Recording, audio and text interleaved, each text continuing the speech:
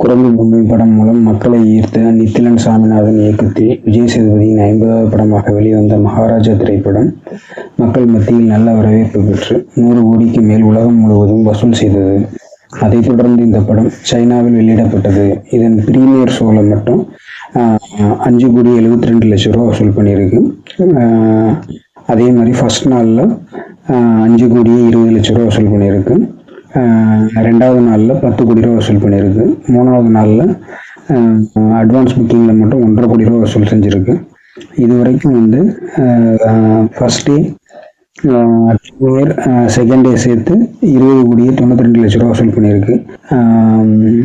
Advance புக்கிங்கில் வந்து 3வது நாள் வந்து 1,50 கோடி ரூபாயும் சேர்த்து 22,42,00,000 ரூபா வசூல் பண்ணியிருக்கு.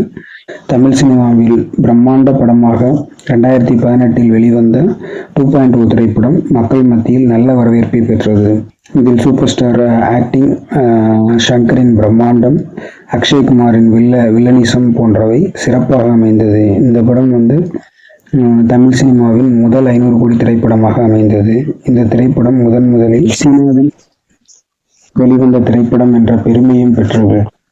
இந்த திரைப்படம் சீனாவில் 35 கோடிக்கும் மேல் வசூல் செய்து சாதனை படைத்தது. அதேபோல் மகாராஜா திரைப்படம் இதுவரை 3 நாட்கள்ல வந்து 25 கோடியை நெருங்கி இருக்குது. இன்னும் சில நாட்கள்ல 2.0 திரைப்படத்தோட வசூல் சாதனையை முறியடிக்கும் என எதிர்பார்க்கப்படுது.